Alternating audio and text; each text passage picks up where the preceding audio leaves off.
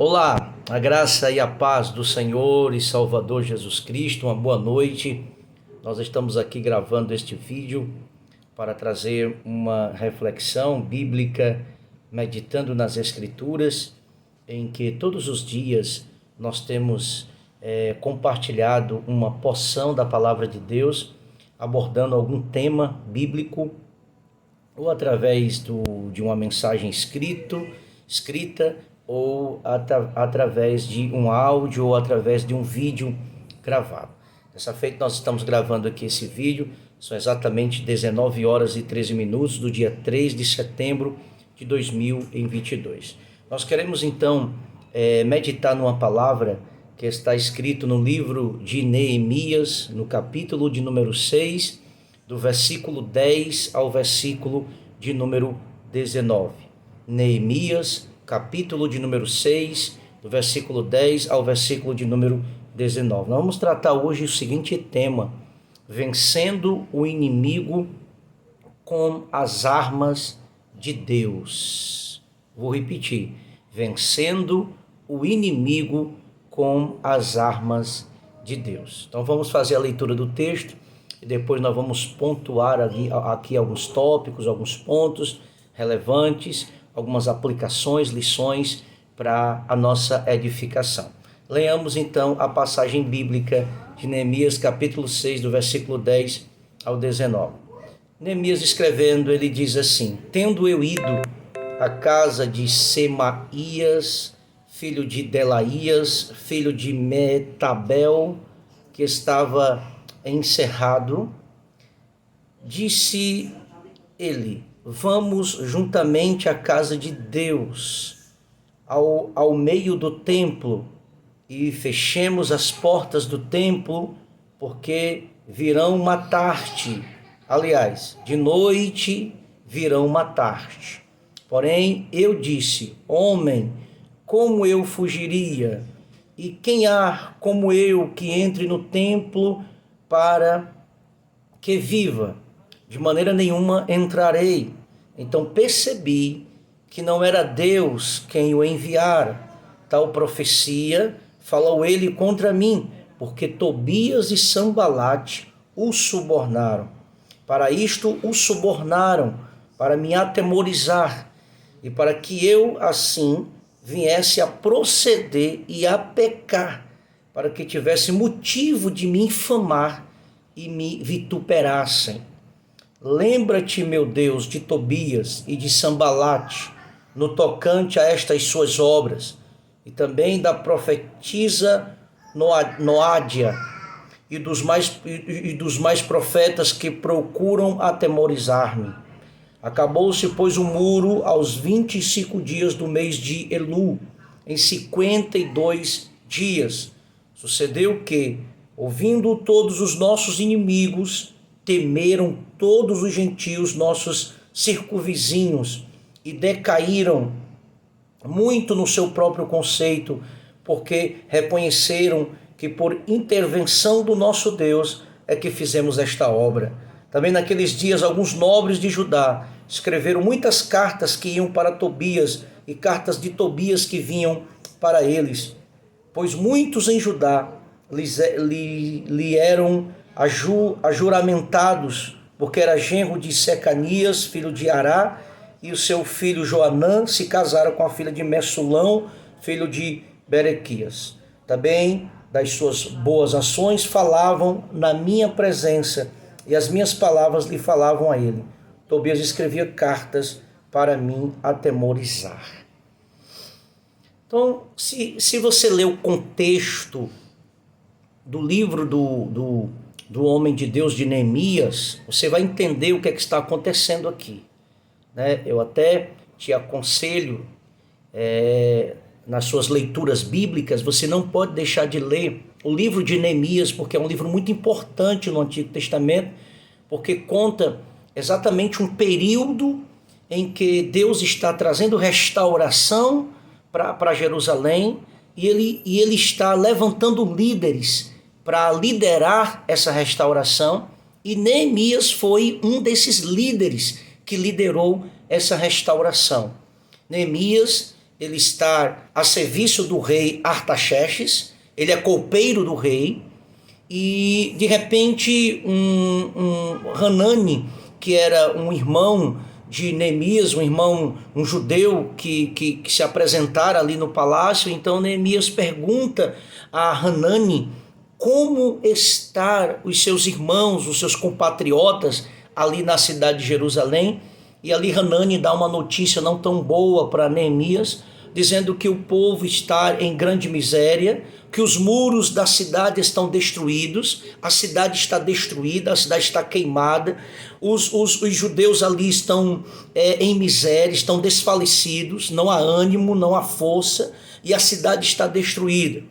Diz a Bíblia que quando Neemias ele escuta, ele ouve essas notícias, essas más notícias, diz a Bíblia que ele foi orar e jejuar para que Deus lhe desse uma direção, para que Deus lhe desse graça, para que Deus lhe abrisse uma oportunidade para que ele fosse até Jerusalém, até a cidade dos seus compatriotas, dos seus irmãos, e ali ele pudesse fazer alguma coisa em favor dos seus irmãos judeus que estavam ali em miséria, e a cidade de Jerusalém, a cidade de Deus também, a cidade de Davi, aquela cidade que representava uma cidade separada por Deus, que representava uma cidade que Deus havia escolhido e que o templo estava naquele lugar representando Deus naquela cidade, representando a habitação de Deus entre o seu povo, mas estava tudo destruído.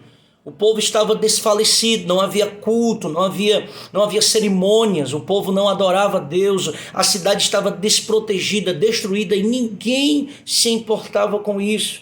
De repente Deus então levanta Neemias escuta essas más notícias e ele começa a orar para que Deus dê para ele uma direção, para que Deus dê para ele um projeto, uma ideia, para que ele faça alguma coisa em prol do seu povo.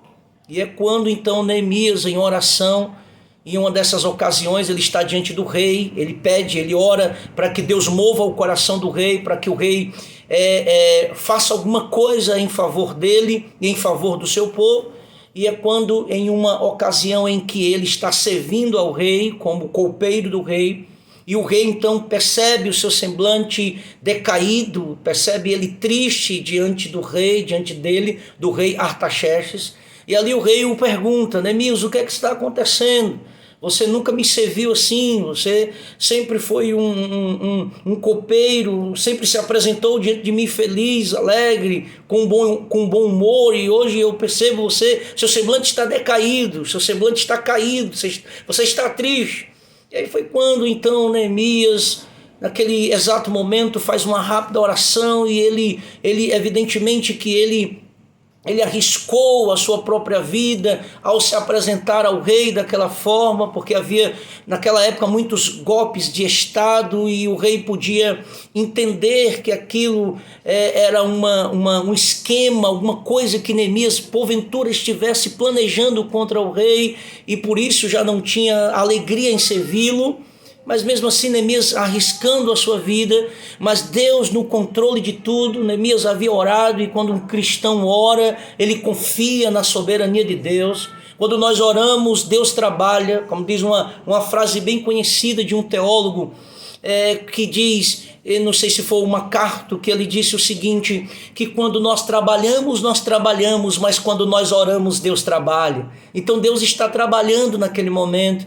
Então Neemias explica ao rei o motivo da sua tristeza. Ele diz que os meus irmãos estão lá em estado de miséria, a cidade dos meus pais os seus muros estão derrubados, a cidade está destruída, está queimada, e os meus irmãos estão em miséria. E ali o rei diz: então o que é que você me pede, o que é que você quer, o que é que eu posso fazer para lhe ajudar? E ali Neemias conta para o rei que gostaria de ter um tempo para ir até a cidade dos seus pais, e ele roga para que o rei o ajude com materiais, com recursos, para que ele restaure, para que ele reforme aquela cidade, para que ele chegue ali e comece a liderar uma reforma, uma transformação, e ali o estado de miséria, o estado de destruição coração seja totalmente mudado pelo mover de Deus, pelo agir de Deus naquela situação que aparentemente parecia impossível.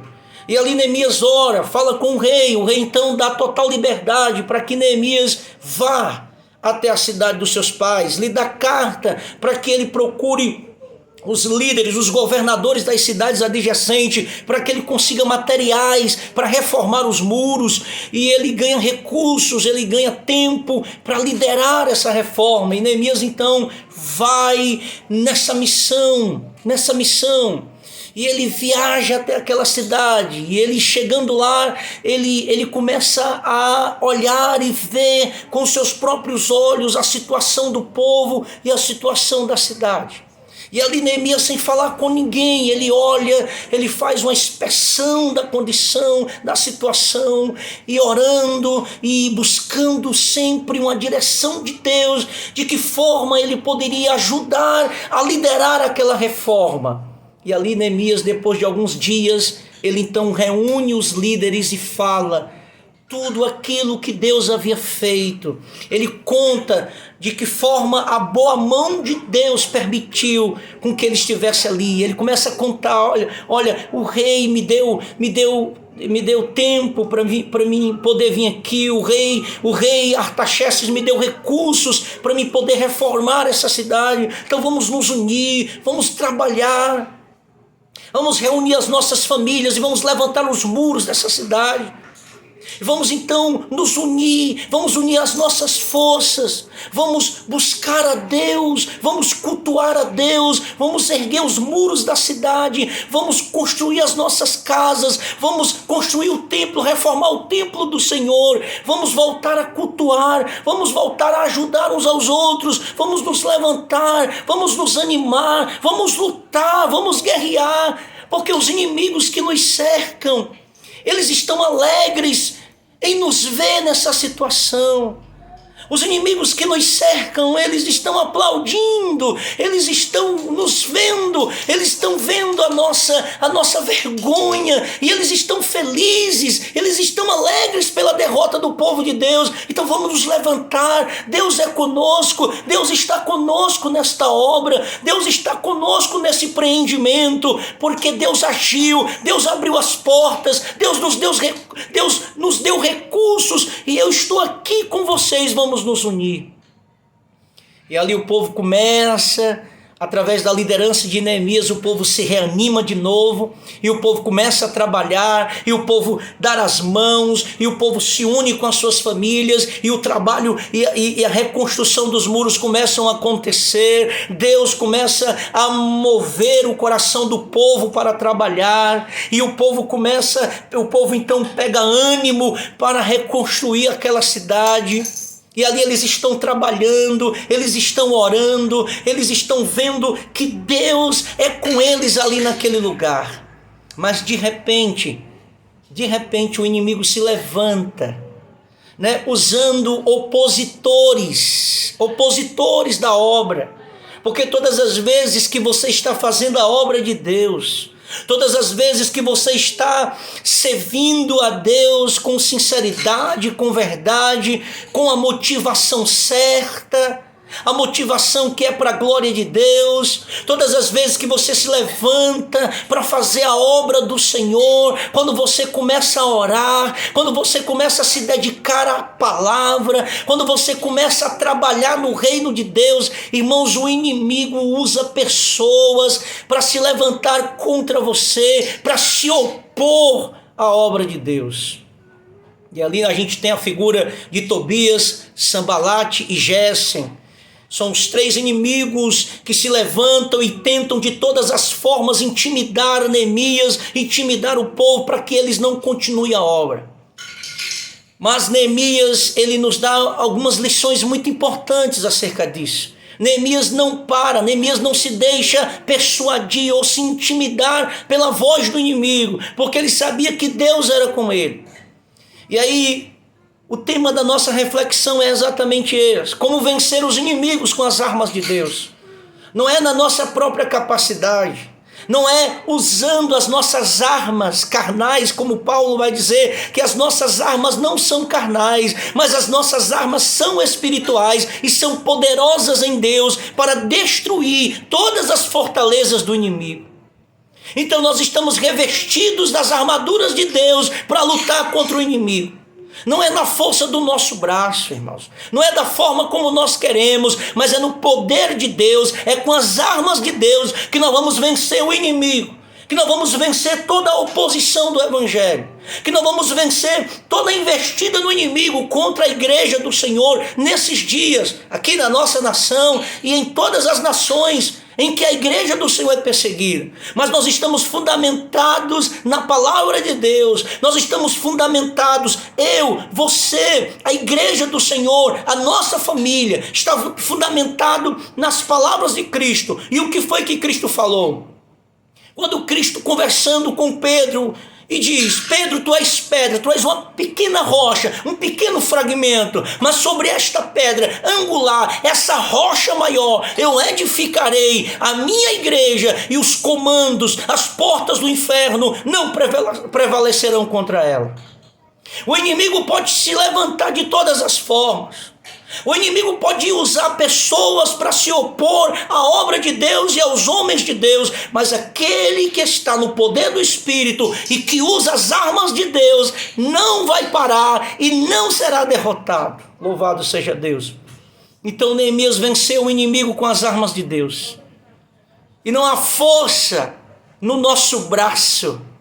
A força não é do nosso braço, a força não é do nosso intelecto, do nosso conhecimento humano, da nossa sabedoria humana, dos recursos humanos. Os nossos recursos vêm do alto, irmãos. O nosso arsenal do céu está cheio de armas poderosas, mais poderosas do que a bomba atômica, para destruir, para desfazer as obras do adversário, do inimigo. Ninguém vence o inimigo sem estar preparado. Eis aí as armas usadas por Neemias. Vamos lá? Vamos aprender com Neemias como vencer o inimigo com as armas de Deus, não na força do nosso braço.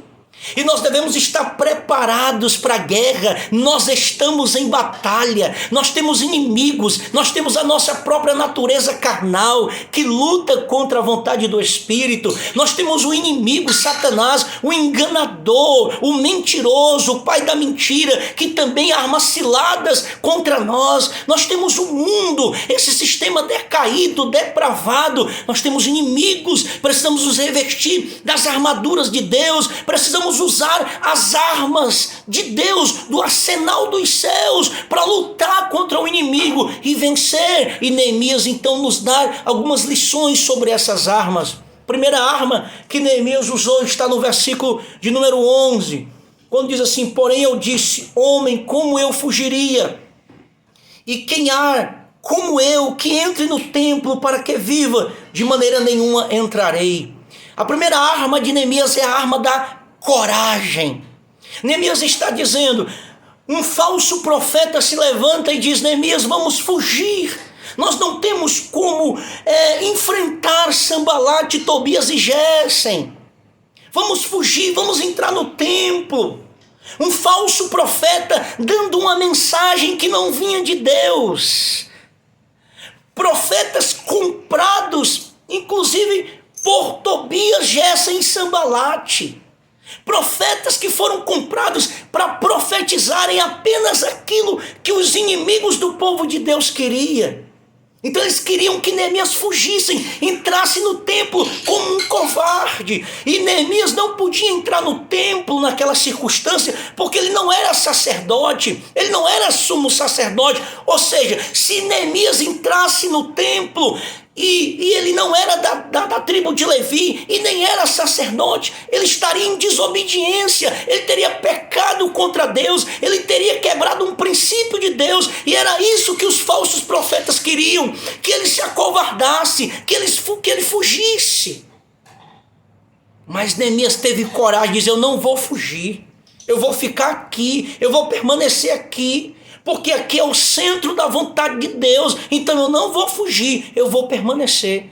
Coragem, ser homem, Foi essa palavra que Deus falou com Josué. Josué, tenha ânimo, tenha coragem para liderar esse povo. Não temas, não temas, não tenha medo, coragem. Irmãos, eu sei que a gente não pode subestimar o poder do inimigo, mas nós não podemos ter medo do nosso adversário, porque Deus é conosco, e se Deus é por nós, quem será contra nós?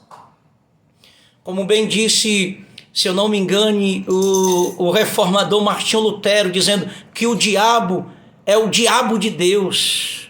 Como assim o diabo de Deus? Porque Deus tem um controle, ele só vai até onde Deus permite, ele está na coleira, ele é o cão que está na coleira. Nós não podemos ter medo do inimigo, irmãos. Nós não podemos ter medo de fazer a obra de Deus, nós não podemos ter medo de nos posicionar contra o pecado, contra a imoralidade, contra a idolatria. Precisamos ser profetas de Deus, precisamos liderar o nosso povo com a autoridade da palavra de Deus. Coragem.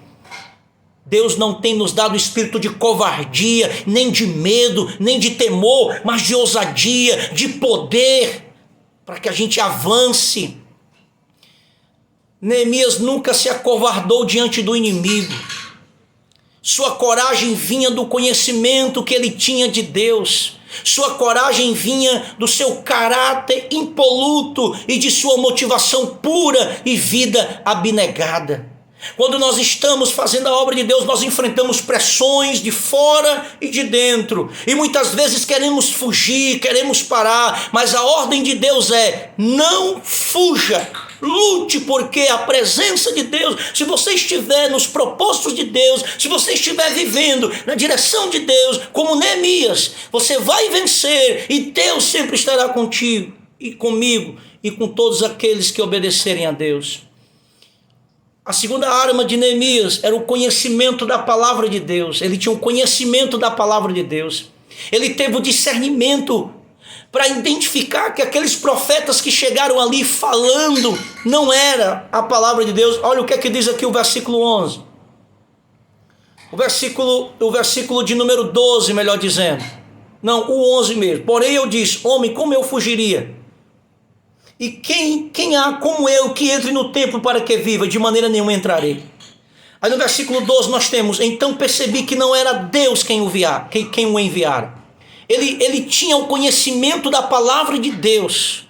Neemias, ele conhecia a lei de Deus. E ele sabia que não podia entrar no templo, porque ele não era sacerdote. Ele não era o sumo sacerdote. Ele não era da tribo de Levi. Então ele conhecia a lei, e por isso, por conhecer a lei, ele foi contra as palavras daqueles falsos profetas. Ou seja, esse conhecimento livrou Neemias de cair no engano de um falso profeta chamado Semaías. Neemias percebeu que sua profecia não era coerente com a Santa Escritura.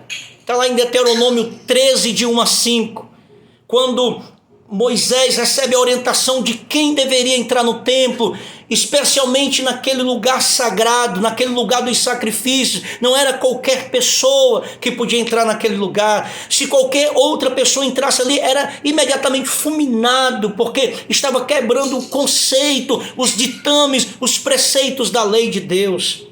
Então, por conhecer a lei de Deus, Neemias então não cede ao engano daquele falso profeta.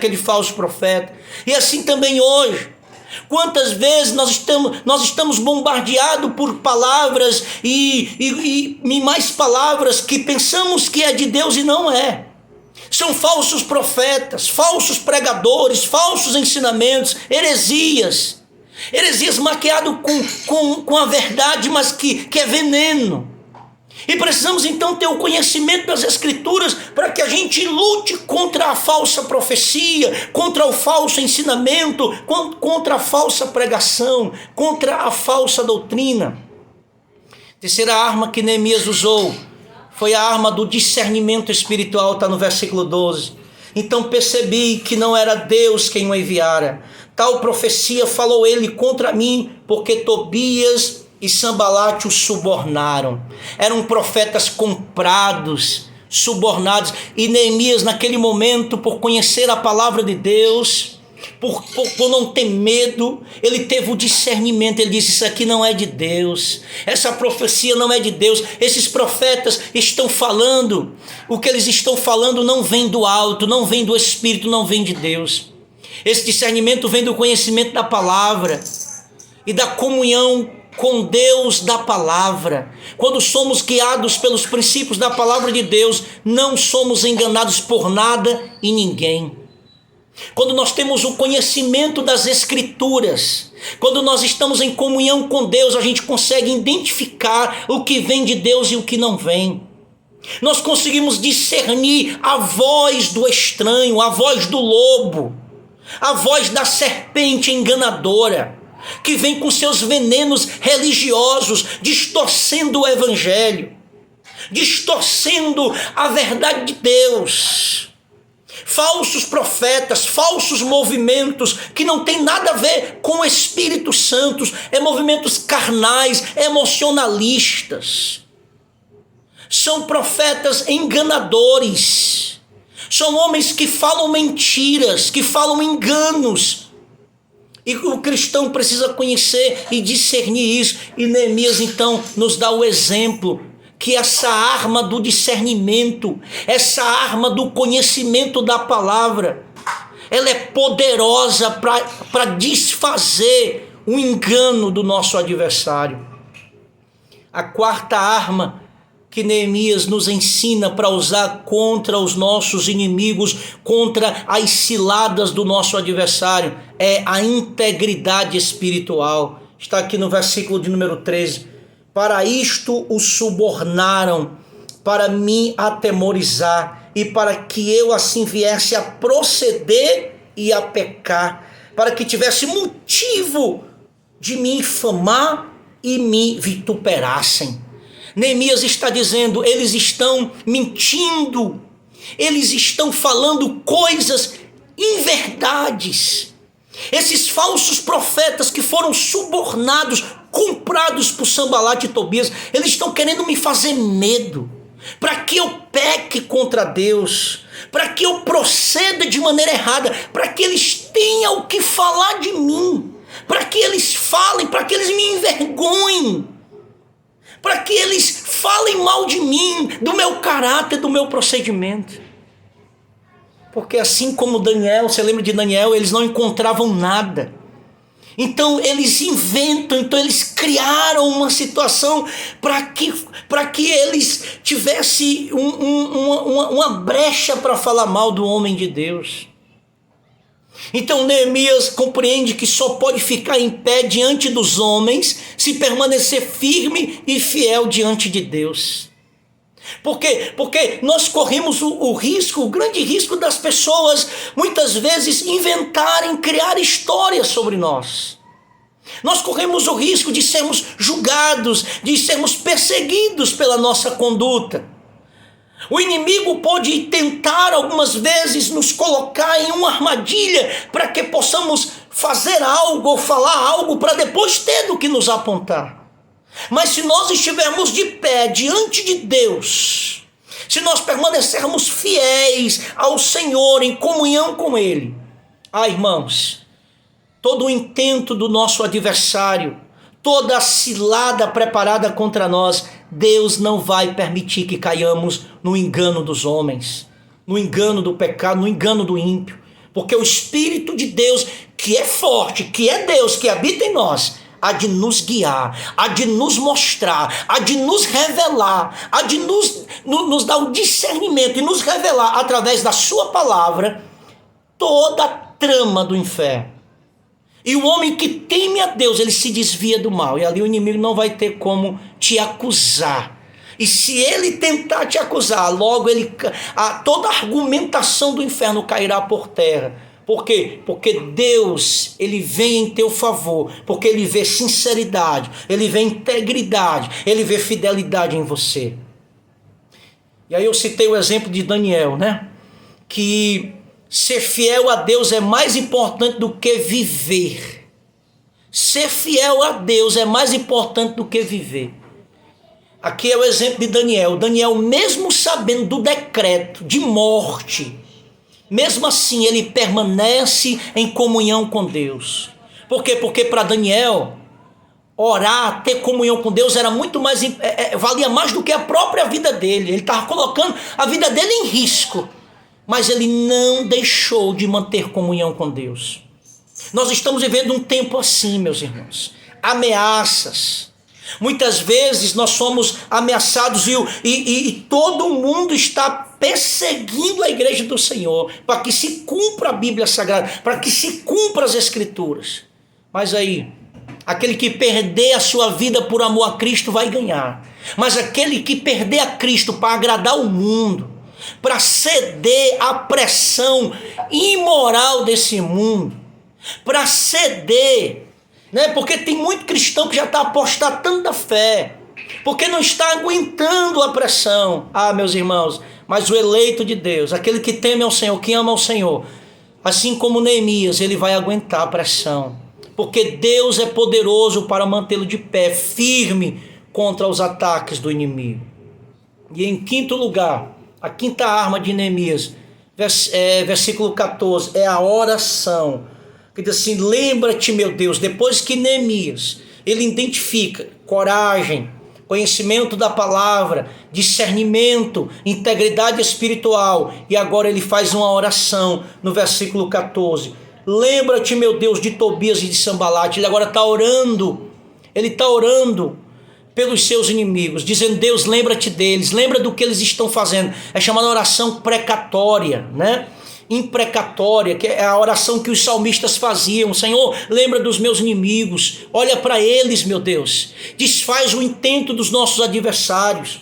Chamada oração imprecatória dos salmistas. Eles faziam muito esse tipo de oração no tocante a estas suas obras. Neemias orando, e também da profecia de Noadia ou Noadia, e dos mais profetas que procuram atemorizar-me. Veja que não era só um profeta, eram vários profetas que eram comprados por Sambalate e Tobias para atemorizar Neemias e o povo. Neemias agora está orando e está dizendo: olha, Senhor, olha para eles, olha para a obra deles.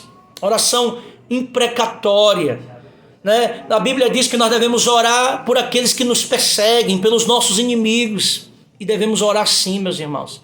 Mesmo sendo um líder forte, prático, visionário, ele buscava sempre a força do alto, a direção de Deus. Você vai ver isso no livro todo de Neemias. Neemias era um homem de oração.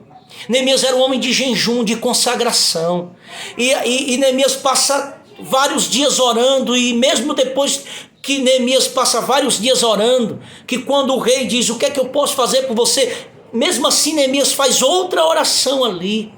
Então significa dizer que ele sempre orava, pedindo força, pedindo ânimo, pedindo direção do alto, diante dos desafios que se apresentavam diante dele. E é isso que o cristão tem que pedir todos os dias.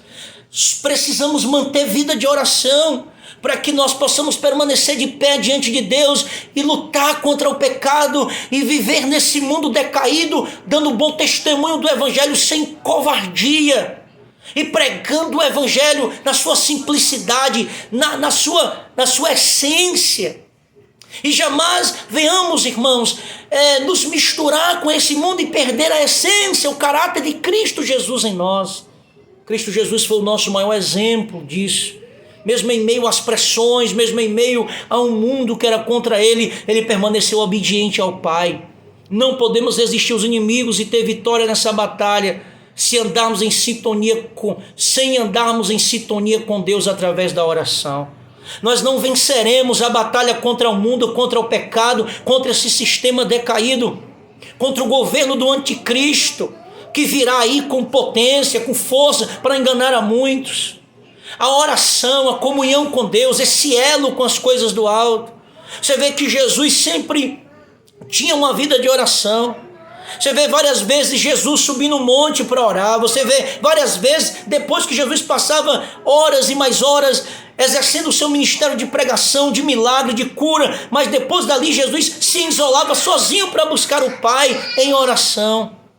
Nós não podemos, irmãos, viver uma vida sem oração. Quando eu digo uma vida de oração, é orar mesmo. é passar horas a fios de joelho, é orar no Espírito, é orar na mente, é orar a palavra. Precisamos ser despertados por Deus para o conhecimento da palavra, para uma vida piedosa de oração. Um crente que conhece a palavra, um crente que vive de oração, irmãos, dificilmente ele será enganado, dificilmente ele será engodado pelo pecado. Em sexto lugar, trabalho perseverante. Neemias, irmãos, era um homem que trabalhou muito em favor do evangelho, melhor dizendo, em favor do seu povo, em favor de todos que estavam ali precisando de restauração. Olha o que diz o versículo 6. O versículo número 16, melhor dizendo: sucedeu que, ouvindo todos os nossos inimigos, temeram todos os gentios, nossos circunvizinhos, e decaíram muito no seu próprio conceito, porque reconheceram que por intervenção do nosso Deus é que fizemos esta obra. Muito trabalho. Irmãos, eles terminaram em 52 dias. 52 dias eles terminaram a reconstrução, a reforma da cidade de Jerusalém. 52 dias o povo unido e Neemias trabalhando dia, noite, madrugada. Saiu uma turma, entrava outra turma e eles trabalharam. E os inimigos ficaram humilhados diante da força, do ânimo que Deus dava àquele povo. Trabalho, muito trabalho. Depois de muita oração, jejum, planejamento, trabalho, pressões de fora e ataques de dentro, ouve-se uma palavra de triunfo: acabou-se, pois, o muro. Sem esforço não há grandes realizações para Deus. Precisamos trabalhar. Precisamos, irmãos, estar envolvidos na seara do nosso mestre, porque são poucos os trabalhadores. Então, depois que oramos, depois que Neemias planejou, jejuou, depois de muita pressão, muito trabalho, agora eles estavam conquistando a vitória. Em 52 dias, eles haviam terminado aqueles muros. Louvado seja Deus, quando nós trabalhamos com a motivação certa, sempre para a glória de Deus. E Jesus é o exemplo disso, porque Jesus diz: eu trabalho, o meu Pai trabalha e eu também trabalho até agora. O reino dos céus, o nosso Deus, o Senhor Jesus, trabalha. Eles não se cansam, não se fadigam. É um Deus de trabalho. E nós precisamos então trabalhar. Precisamos então nos envolver no reino de Deus. E não apenas no trabalho secular como Marta, preocupados com as coisas dessa vida. Mas também priorizar o reino de Deus, o trabalho para Deus, na obra de Deus. Para que assim a gente, em nome do Senhor Jesus, faça o reino de Deus ser difundido em meio a esse mundo, no meio desse mundo. Então, em último lugar, em sétimo lugar, a sétima arma que Neemias nos ensina aqui nesses versículos é a arma Deus, a ajuda de Deus. Sem a ajuda de Deus, não seria possível Neemias conquistar a vitória. Neemias podia aproveitar o momento para se promover ao povo, mas ele reconhece aquilo que até seus inimigos são obrigados a confessar: a conclusão da obra é resultado da intervenção de Deus. A força é de Deus, o livramento vem de Deus e a glória deve ser dada somente a Deus. Que você então receba essa palavra, que o Espírito de Deus possa animar o teu coração, que as armas que estão à tua disposição, meu irmão, você possa usar contra o inimigo, sabendo que nós somos mais do que vencedores. Você tenha coragem, que você tenha um conhecimento da palavra, que você tenha uma integridade espiritual, que você tenha discernimento, que você tenha a ajuda de Deus, uma vida de oração, e assim você vai vencer todo o ataque do inimigo. Que o Senhor Jesus te abençoe. Fique na paz. Compartilhe esse vídeo, que é uma palavra de ânimo, de força para todos aqueles que estão lutando. E vamos lutar até o fim, em nome de Jesus. Deus é conosco.